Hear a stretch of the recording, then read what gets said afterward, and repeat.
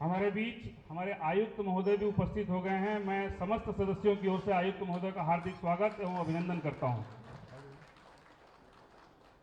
आइए पांडे जी।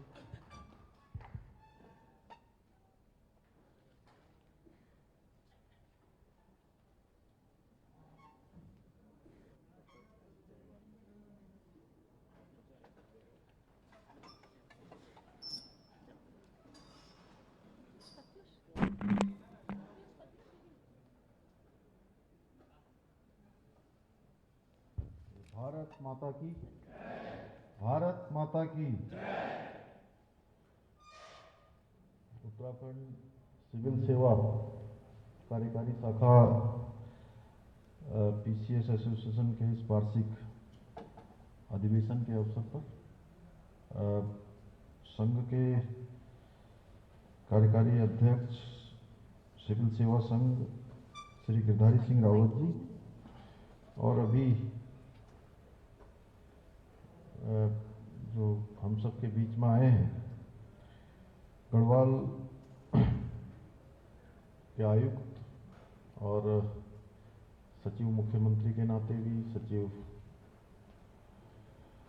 औद्योगिक विकास जैसे महत्वपूर्ण विभाग के सचिव के नाते काम करने वाले श्री विनय शंकर पांडे जी, मंचासीन श्री प्रताप शाह जी, सिविल सेवा संघ के वरिष्ठ सदस्य हैं श्री ललित नारायण मिश्र जी, श्री प्रकाश दुमका जी, श्री मनीष जी, अपर्णा जी और सभी यहाँ पर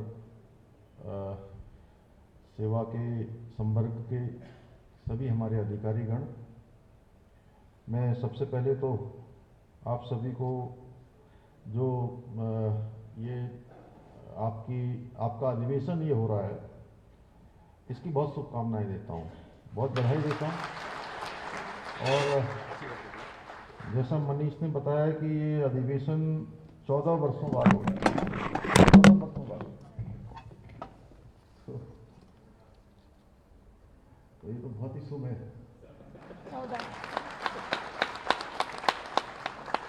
देखिए इस बार अधिवेशन कब हो रहा है, ये अधिवेशन हो रहा है हमारा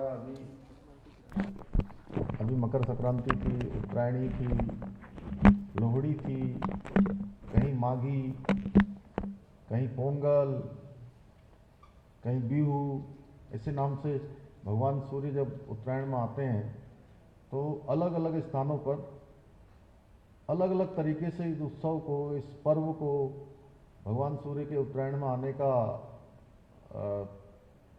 मैं कहूँ कि त्योहार हर जगह मनाया जाता है।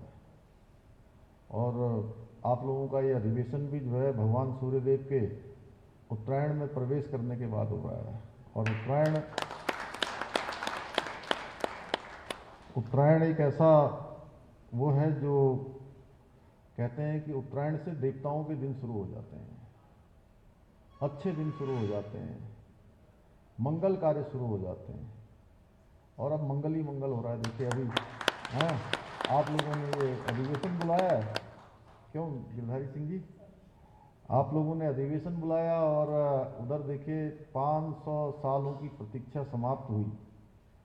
सब इंतजार कर रहे थे, प्रतीक्षा कर रहे थे, कितना संघर्ष हुआ कि भगवान राम जन्मभूमि पर रामलला विराजित हों, उनका मंदिर बने, उनकी प्राण प्रतिष्ठा हो। और ये जो अभी के दिनों में वैसे तो हम में से सभी लोगों ने राम जन्मभूमि के आंदोलन को नज़दीक से देखा, लेकिन उससे पीछे की भी बहुत लंबी कहानी है, लंबा संघर्ष है। अनेकों लोगों ने अपनी जिंदगानी लगा दी, जवानी लगा दी, महात्माओं ने, संतों ने, अनेक हमारे जो है सामाजिक क्षेत्र में काम करने वाले लोगों ने, और कई पीढ़ियां लग गई, तब जाकर ये शुभ कार्य हुआ। और हम देख रहे हैं कि आसानी से प्रधानमंत्री जी वहाँ पर प्राण प्रतिष्ठा कर रहे हैं, मंदिर भी एकदम से बनकर खड़ा हो गया। ये इतना आसान काम नहीं था, ये बहुत कठिन काम था, लेकिन भगवान राम की कृपा से, हमारे प्रधानमंत्री आदरणीय नरेंद्र मोदी जी के नेतृत्व में ये जो ऐसा काम जिसको बहुत आसानी से संभव नहीं माना जाता था, वो काम भी संभव हुआ। और भगवान रामलला वहाँ पर विराजित हो गए। आपने देखा होगा, अगर उस दिन टेलीविज़न पर जो भी लोग देख रहे थे या जो नज़दीक थे, अधिकांश लोग इतने भावुक हो गए कि उनकी अश्रुधारा आंखों से निकलने लगी। तो ये अपने आप में बहुत ही गौरवान्वित करने वाला क्षण था। और मैं ये कह सकता हूँ कि आपका अधिवेशन भी हो रहा है और राम युग भी फिर से प्रारंभ हो गया है राम युग के समय में। इसलिए आप लोगों को बहुत शुभकामनाएं, बधाई है। मैं यहाँ पर कोई भाषण देने नहीं आया हूँ। गिरधारी सिंह जी जब मुझे मिले थे तब भी मैंने कहा था कि मैं आऊँगा, और मैं जब कोई बात कह देता हूँ मुँह से अनायास ही निकल जाए तो मैं पालन जरूर करता हूँ। ये मेरी मतलब ये प्रतिबद्धता मेरी किसी के साथ नहीं होती है, ये प्रतिबद्धता मेरी अपने स्वयं के साथ होती है। और कई बार आप लोग क्योंकि बहुत लंबे लंबे अनुभव वाले लोग हैं, इसमें मेरे से भी बहुत ज़्यादा अनुभव वाले लोग हैं, बहुत नीचे से सब लोगों ने काम किया है। अपने आप को आप लोगों ने पूरी तरह से शोधित किया है, साधा है, और इस सेवा में भी अनेकों अच्छे अच्छे स्थानों पर आप लोग रहे हैं, अच्छे अच्छे उत्कृष्ट काम कर रहे हैं। अभी देख रहे थे आप नजूल वाले में कितना अच्छा काम हुआ यहाँ पर।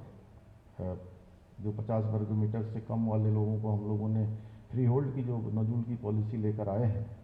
और मैं इसलिए कह रहा हूँ कि ये बात मैंने अभी उधम सिंह नगर के जो लाभार्थी थे विकसित भारत संकल्प यात्रा में, उनके साथ मैंने संवाद किया था। तो उस संवाद में उनसे मैंने पूछा कि आपको किसी अधिकारी के पास तो नहीं जाना पड़ा, किसी दफ्तर में तो नहीं जाना पड़ा, किसी ने आपसे कोई डिमांड तो नहीं करी?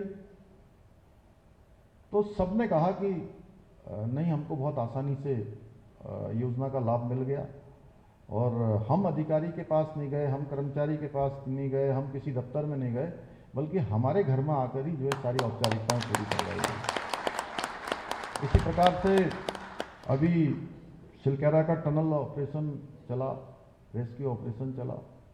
हमारे पांडे जी भी और मैं भी लगातार वहाँ पर थे। तो आपके बीच में से भी मनीष भी थे, और भी 3-4 लोगों की इनकी टीम यहाँ से हमने एक भेजी थी। तो बहुत अच्छा काम वहाँ पर, और अच्छा ये लगा कि बड़ा कठिन टनल का जो रेस्क्यू था वो बहुत कठिन था। और वैसे समय में जब जिनके परिवार के लोग उसके अंदर फंसे हुए थे, टनल के अंदर, तो आप सोचिए कि उनकी मानसिक स्थिति क्या होगी। तो उनको संभालना, उनसे बात करना, अंदर के लोगों का भी हौसला बढ़ाना, आने जाने वालों का भी ख्याल रखना, और हमारे जो विभीषण, क्या कहते हैं हम उसको, जो जगह जगह पहुंचने वाले, नारद जी मीडिया के लोग हमारे नारद जी बहुत हमारे वो थे, सभी देवताओं के प्रिय थे, तो नारद की संज्ञा उनको दे सकते हैं।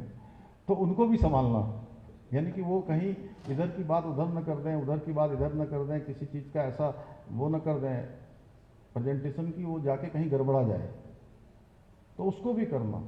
तो बखूबी इन लोगों ने किया, और सबकी शुभकामनाओं से, सबके सहयोग से और सम्मिलित प्रयासों से हमने एक कठिन काम पूरा किया। हमारे प्रधानमंत्री जी का भी उसमें बहुत बड़ा हमको सहयोग था, उनका ऊपर से हर प्रकार का मार्गदर्शन था, और जो भी हम उनसे कहते थे वो सारी चीज़ें उन्होंने हमको उपलब्ध कराई। उसके कारण से हमारा ये रेस्क्यू अभियान, जिसकी आज यत्र तत्र सर्वत्र चर्चा हो रही है, पूरी तरह से सफल हुआ। और उससे कोई एक व्यक्ति का कहीं मान बढ़ा और सम्मान बढ़ा, ऐसा नहीं, उससे पूरे हमारे राज्य का सम्मान बढ़ा, पूरे राज्य के हर एक व्यक्ति का सम्मान बढ़ा। अगर इन दिनों में आप लोग भी कहीं गए होंगे, कहीं भी गए होंगे देश दुनिया के किसी कोने में, तो जरूर आए गाए बगाए जो है आपसे उस रेस्क्यू अभियान की चर्चा भी जरूर करी होगी लोगों ने, कि आपके राज्य में बड़ा अच्छा। क्योंकि मैं जितने स्थानों पर गया, मुझे हर जगह पर जो है लोग मिले, और हर जगह लोगों ने इस बारे में चर्चा की। मैं अभी 2 दिन पहले मुंबई में कौथिग में गया था। तो मुंबई के कौथिग में मैं जब वहाँ लॉबी में पहुँचा, तो लॉबी में पहुंचते ही जो है, जो वहाँ का मैनेजर थे, वो मैनेजर साहब मेरे पास आ गए और बोले साहब आपको बिना चाय पिलाए नहीं भेजेंगे हम। अरे मैंने कहा मुझे जल्दी है, जाना है। नहीं नहीं, आप चाय पी के जाइए, आपके राज्य में तो इतने 41 लोगों को वहाँ ऐसे निकाला गया कि उनकी जान बचाई गई और मैं आपको बिना चाय पिए नहीं भेजूंगा। तो इस प्रकार के लोगों की भावना अपने आप में कहीं ना कहीं हमारा प्रोत्साहन भी करती है, उत्साहवर्धन भी करती है। तो आज मैंने पहले कहा कि कोई भाषण देने के लिए मैं नहीं आया हूँ, मैं केवल अपनी मन की जो बात है आप सबसे साझा अवश्य करूँगा। देखिए, आप सभी के कार्यों से जो सरकार की छवि है वो छवि बनती है या बिगड़ती है। इसलिए सभी आप लोग सरकार के जो है प्रमुख अंग हैं। मनीष अभी क्या कह रहे थे वहाँ से कि शासन और सरकार के जो है वो हैं रीढ़ हैं, तो पूरी तरह से रीढ़ हैं, पूरी तरह से आप लोग जो है प्रमुख अंग हैं। और आप अच्छा काम करते हैं तो लोग कहते हैं कि सरकार अच्छा काम कर रही है। तो सरकार की जो छवि है उसको बनाने का काम भी आप सब लोगों के हाथ में होता है। आप अच्छा काम करेंगे तो हम न भी अच्छा काम करें तो भी उसका फायदा अप्रत्यक्ष रूप से हमको मिल जाएगा। क्यों पांडे जी, सही है ना? बिल्कुल मिल जाएगा। इसलिए आप लोग सरकार और जो जन सामान्य है उनके बीच के सेतु हैं, एक कनेक्ट करने वाली बड़ी रस्सी कह सकते हैं, सेतु कह सकते हैं, या कम्युनिकेशन का एक माध्यम कह सकते हैं, या ये कह सकते हैं कि सरकार को जो बातें अपनी जनता तक पहुंचानी है उसका सबसे प्रमुख माध्यम आप सब लोगों से बेहतर कोई हो नहीं सकता, क्योंकि आप लगातार जनता के संपर्क में रहते हैं। इसलिए कहते हैं कि कम्युनिकेशन जितना अच्छा होगा, संपर्क जितना अच्छा होगा, सेतु जितना अच्छा होगा, जितना लचीला होगा, उसमें जो वजन सहन करने की क्षमता है वो उतनी ही अधिक होगी। इसलिए आप लोग जितना अच्छा जनता और सरकार के बीच में समन्वय स्थापित करेंगे उतना बेहतर सरकार भी काम कर पाएगी। क्योंकि कई बार होता क्या है, जो सरकार के काम ही नहीं होते हैं वो काम भी सरकार को करने पड़ते हैं, वो काम भी सरकार को करने पड़ते हैं। छोटी छोटी समस्याएं जिसको आप सबके माध्यम से इसका समाधान होना है, वो समाधान सीधे यहाँ मुख्यमंत्री के स्तर तक आ जाता है। नीचे बीच की सारी सीढ़ियां गायब हो जाती हैं, जितने स्टेप हैं वो गायब हो जाते हैं। तो अब मुख्यमंत्री या मुख्यमंत्री का कार्यालय अब जो काम है, नीतिगत निर्णय लेने हैं, कुछ अन्य योजनाएं चलानी हैं, कुछ समाधान करने हैं, वो काम करे, बड़े बड़े नीतिगत निर्णय लेके अब वो छोटी छोटी चीज़ों को जो है सुलझाने में लगा रहे। आप समझ रहे हैं ना मैं क्या कह रहा हूं? तो इसलिए जिसका जो काम है उसको वो काम पूरे शिद्दत के साथ करना चाहिए, पूरे मनोयोग के साथ करना चाहिए, पूरी क्षमता के साथ करना चाहिए। आप लोग जो गुड गवर्नेंस है उसके अग्रदूत हैं, इसलिए आप सभी को गुड जो गवर्नेंस है उसमें इनोवेशन पर जोर देना चाहिए। और आपने बहुत सारी चीज़ें मेरे सामने रखी हैं यहाँ पर, और मेरा ये मानना है, देखिए मैं भी चीज़ों को शून्य से देखता हूँ, शून्य से देखता हूँ, समझने की कोशिश करता हूँ, जो मैं नहीं जानता उसको भी समझने की कोशिश करता हूँ। हाँ, जो ज़रूरत है, जो राज्य के हित में है, उसमें निर्णय मैं उससे लेता हूँ, भले ही थोड़ी देर कर देता। कई बार लोग कहते हैं अरे ये आपने जल्दी निर्णय लेना चाहिए था। मैं जल्दी निर्णय नहीं लेता। हाँ, अगर मैं निर्णय ले लेता हूँ तो मैं फिर उस पर अडिग रहता हूँ, क्योंकि एक बार आगे बढ़ गए तो उस पर जो है काम करना होता है। आपने दिया गिरधारी जी ने, और आपने पूरा, उन्होंने एक पूरा पढ़ के जो है हमको ज्ञापन दिया, दुमका जी ने भी दिया, और तो मैं पटवाल जी ने भी, तो मैं इसको अपने साथ लेके जा रहा हूँ और निश्चित रूप से उस पर हम कार्रवाई करेंगे जो भी होगा। जैसे आपने कहा, यहाँ पर शुरू में मैं देख रहा था कि सायंकालीन जो जो आप कह रहे थे कि स्किल डेवलपमेंट के लिए, प्रशिक्षण के लिए, तो अपने ही कार्यकाल में हमने कार्मिक विभाग के द्वारा जो सायंकालीन प्रशिक्षण है उसकी व्यवस्था की गई है। इसमें एक्सपोजर विजिट की व्यवस्था सुनिश्चित है। आप सबकी जानकारी के लिए मैं बता दूं, और पीसीएस को सेवा काल में 3 बार आगे सेवाकालीन जो प्रशिक्षण है वो दिया जाएगा, क्योंकि मैं मानता हूं कि प्रशिक्षण के बिना बहुत सारी चीज़ें अधूरी होती हैं। उसको करने की हम लोग व्यवस्था करेंगे। हम ये व्यवस्था भी कर रहे हैं कि जो पीसीएस आईएएस अधिकारियों को जो पहाड़ मैदान दोनों जगह सेवा का अवसर मिले, उसकी भी व्यवस्था हम लोग करेंगे। ये आगे बनाएंगे इसमें भी, और समय पर ट्रेनिंग जरूर हो, प्रशिक्षण जरूर हो, उसकी व्यवस्था अवश्य करेंगे। आज आप सब लोग जानते हैं कि पूरे देश के अंदर हमारे जो राज्य की छवि है वो एक अलग बन रही है, एक अलग छवि बन रही है, और इस छवि को कायम रखना, इस छवि को बढ़ाना, और इसके ब्रांड एम्बेसडर के नाते आप सब लोगों ने भी इस काम को आगे बढ़ाना है। आप देखिए कि अभी चाहे सिलकारा टनल की बात हो या बहुत सारे काम जो हम लोगों ने किए हैं, जैसे अतिक्रमण हटाने का काम है सरकारी ज़मीनों पर, उस पर भी आप लोगों ने काम किया है। नकल का अध्यादेश यहाँ लागू हुआ है, धर्मांतरण का आदेश लागू हुआ है, विधेयक पास हुआ है, महिलाओं के लिए 30% का क्षैतिज आरक्षण यहाँ हमने सुनिश्चित किया है राज्य के अंदर। यूसीसी हम जल्द ही लागू करने वाले हैं। इन्वेस्टर ग्लोबल समिट जो हमने आप सब लोग उसमें आयोजनकर्ता के नाते भी थे, संयोजनकर्ता के नाते भी थे, सबका किसी न किसी रूप में उसमें प्रतिभाग रहा है। उसमें भी जो 3.5 लाख करोड़ रुपए के आज एमओयू हमारे साथ हुए हैं राज्य के साथ, वो बहुत बड़ी बात है। हमने जब शुरुआत की थी इसकी तो हमने सोचा था कि 2.5 लाख करोड़ भी होंगे कि नहीं होंगे।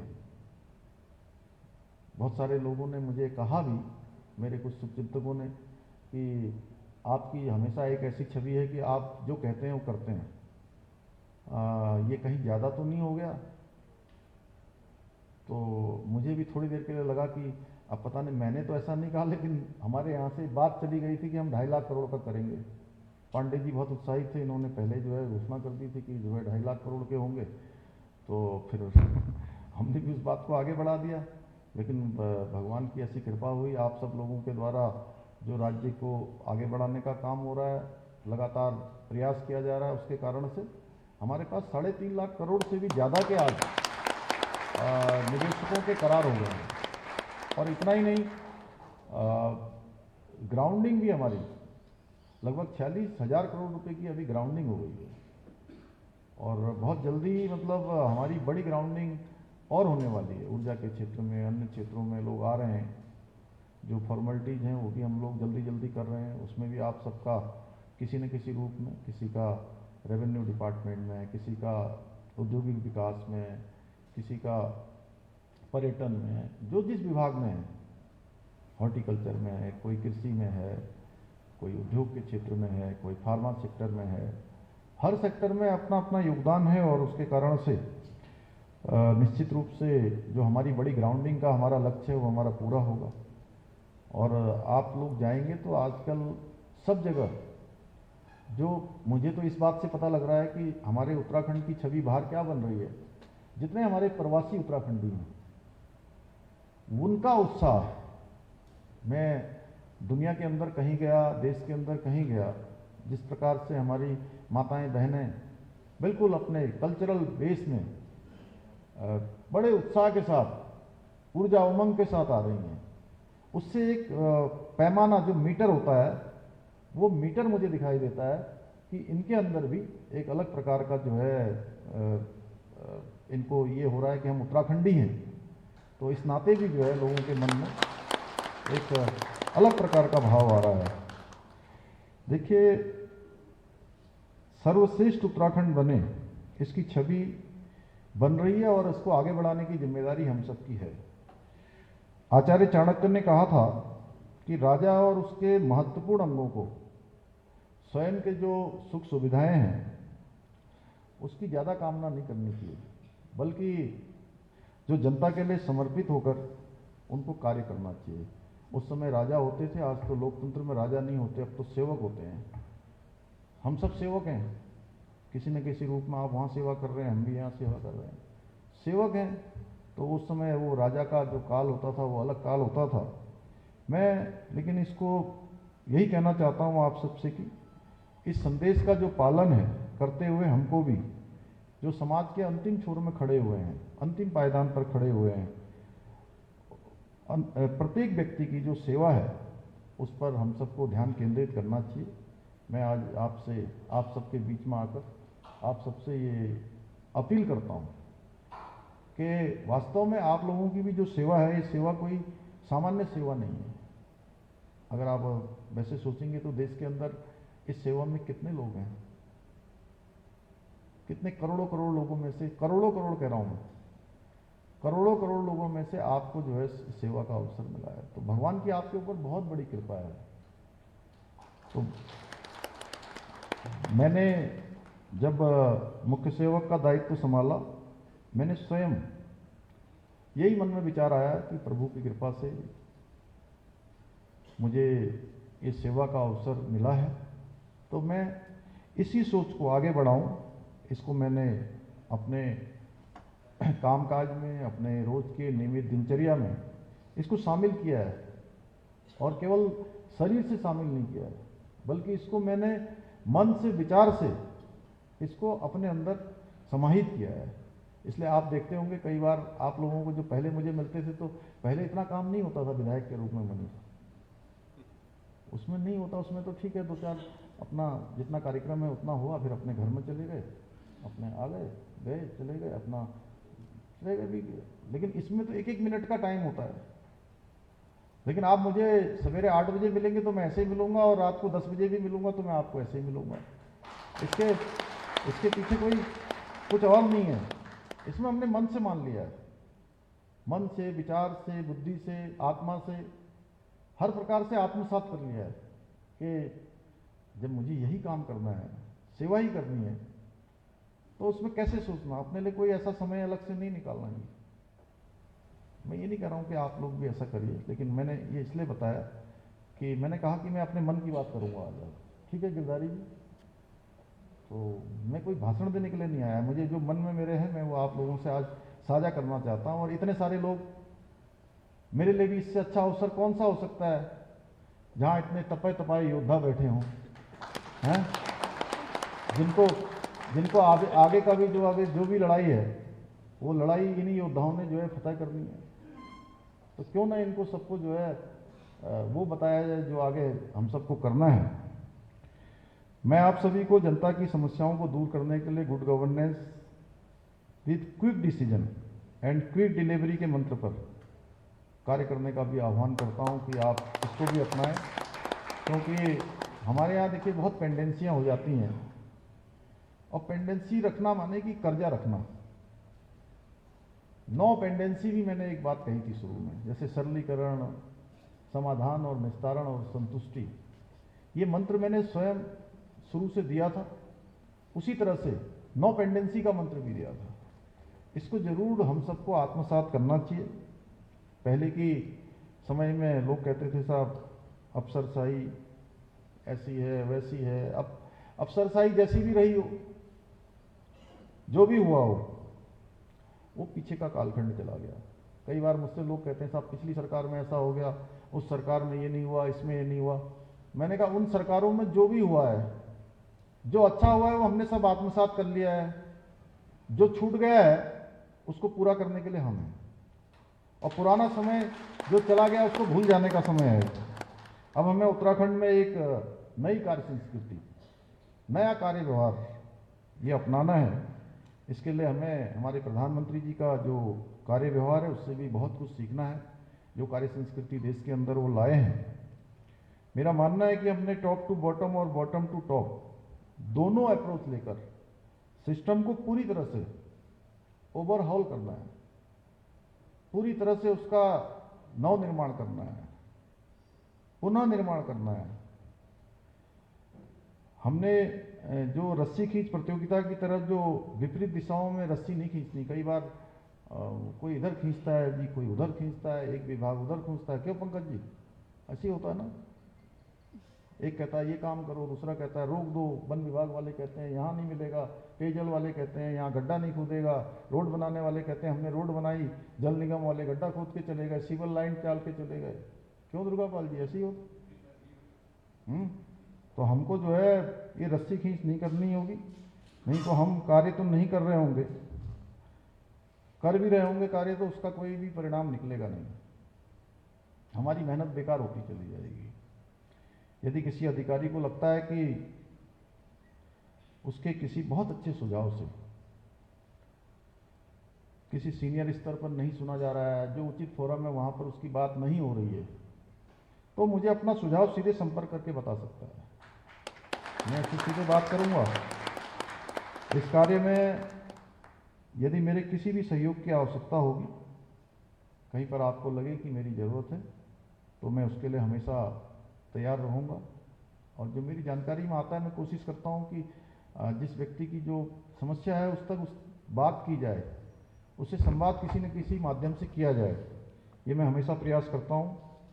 क्योंकि हम सब लोग टीम उत्तराखंड हैं और आज के बाद आपके इस कार्यक्रम में आने के बाद मैं चाहूँगा कि इस टीम उत्तराखंड का केवल एक ही लक्ष्य होना चाहिए कि उत्तराखंड को हिंदुस्तान के टॉप राज्यों में शामिल करना है, हिंदुस्तान का श्रेष्ठ राज्य बनाना है। और हमारा यही एक संकल्प है। और संकल्प आप लोग देखते होंगे, बार बार मैं कहता हूं विकल्प रहित संकल्प। विकल्प रहित संकल्प में इसलिए कहता हूं कि संकल्प में अगर कोई विकल्प आ गया तो संकल्प वहीं टूट गया, वहीं संकल्प समाप्त हो गया। संकल्प में विकल्प न आना ही संकल्प की पूर्ति का प्रमाण है। संकल्प सिद्ध होना इस बात का प्रमाण है कि इसमें कोई विकल्प नहीं है। विकल्प आते ही तो संकल्प टूट गया, इसीलिए तो संकल्प लेते थे ना सब। हमारे यहाँ तो संकल्प की परंपरा है। तो ये हमारा विकल्प रहित संकल्प है और इस विकल्प रहित संकल्प की प्राप्ति के लिए, इसकी प्राप्ति तक हमें सबको अपना अपना जो भी अधिक से अधिक परिश्रम हो सकता है, अपना दिन रात की जो सेवा है वो कर सकते हैं। और जो हमारा समय है, दिन का रात का सोने के अलावा जो भी समय है, वो हमें उत्तराखंड की 1.25 करोड़ जनता के नाम करना होगा। मुझे पूरा विश्वास है कि इस संकल्प की सिद्धि तक मुझे आप सबका, मैंने भी संकल्प लिया है और ये संकल्प मेरा अकेले का नहीं है, ये अकेला मेरा संकल्प नहीं है, ये संकल्प उत्तराखंड के हर एक जनगण मन का है। हम सब लोग सहयात्री हैं इस संकल्प के। केवल मैं मुख्य सेवक हूं, मुख्यमंत्री हूं, तो मेरे हाथ में एक ध्वज है, ध्वज वाहक है, मुझे आगे बना रखा है, पंक्ति में आगे खड़ा कर रखा है। लेकिन इस यात्रा में हम सबको साथ चलना है। जब हम सब इस यात्रा के सहयात्री बनेंगे तो कोई ताकत, क्योंकि हमारे ऊपर भगवान की बहुत बड़ी कृपा है। देखिए, देवों का आशीर्वाद है, सारे देवी देवता भगवान सब यहाँ विराजित होते हैं, आदि कैलाश से लेकर बाबा केदार से लेकर बाबा बद्री विशाल तक। जिस तरफ को आपका नजर जाएगी उस तरफ कोई ना कोई आपको देवी देवता दिखाई देंगे, कोई ना कोई भगवान दिखाई देंगे, कोई ना कोई पर्वत दिखाई देंगे, कोई ना कोई हमको वनों की श्रृंखलाएं दिखाई देंगी, पर्वतराज दिखाई देंगे, वनराज दिखाई देंगे। तो इतना बड़ा प्रकृति का आशीर्वाद है। देखिए, दिल्ली आप अभी चले जाइए, दिल्ली में आपको बाहर निकलना कठिन हो जाएगा। हर घर में प्यूरीफायर लगे होंगे। आप में से कोई दिल्ली का भी वासी होगा तो साथ साथ तो उसको पता होगा अच्छी तरह से। हमको इतनी सारी चीज़ें मिली हैं और जो लोग यहाँ पैदा हुए हैं, जिसने देवभूमि में जन्म लिया है, उसके ऊपर तो भगवान की कृपा है ही है, क्योंकि जन्म लेना ये हम में से किसी के हाथ में नहीं है। किसी के हाथ में है मरतोलिया जी? कौन पैदा कहाँ होगा करके कोई नहीं तय कर पाता ना अपने आप। तो मैं कहाँ पैदा होऊंगा? क्यों नेगी जी बताओ, शैलेंद्र नेगी जी? कोई नहीं बताएगा ना, ये तो भगवान पैदा करेंगे जहां करना है। लेकिन कर्म करने का अधिकार अगर भगवान ने हमको दिया है तो ये जन्म लेने से कम नहीं है। इसलिए हमको भगवान के प्रति अपना आभार प्रकट करना है, भगवान के प्रति अपना हृदय से धन्यवाद करना है। तो हमको दिन रात इस काम में लगना होगा। तो मैं बहुत ज़्यादा न करते हुए, मुझे पूरा विश्वास है कि ये जो संकल्प है हमारा, इस संकल्प को सिद्धि तक पहुंचाने के लिए आप सभी का सहयोग मिलेगा। और आपने मुझे जितने भी ये प्रस्ताव दिए, पहले दिए होते तो थोड़ा मैं तैयारी करके आता, कुछ पांडे जी देखते हम लोग, है ना, तो बगोली जी को भी मिलाते इसमें। तो मैं लेके जा रहा हूँ। ये आपने अच्छी शुरुआत की है, बहुत अच्छा है। मैं तो चाहता हूँ, मैंने पिछली बार IAS संवर्ग का चिंतन शिविर वहाँ शुरू किया था, फिर IPS वालों का भी किया था। उस दिन आप लोग आए थे तो मैंने चर्चा भी करी थी। ये प्रत्येक वर्ष करना चाहिए। और ये जो आपका ये यहाँ पर चिंतन चलेगा इस अधिवेशन में, इससे जो आपके संवर्ग से संबंधित जो चिंताएं हैं, संवर्ग के संबंध में जो आवश्यकताएं हैं, उस पर आप चर्चा जरूर करिए। आप बताइए भी, उसको समाधान की ओर बढ़ाएंगे धीरे धीरे। कुछ अभी होंगी, कुछ आगे होंगी, कुछ और आगे होंगी, कुछ अल्पकालिक हैं, कुछ दीर्घकालिक हैं, कुछ मध्यकालिक हैं।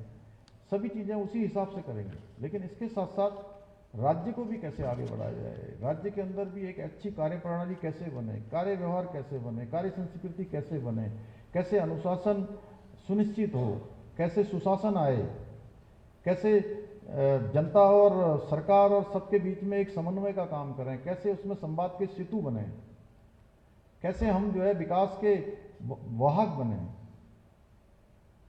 विकास के भगीरथ बने।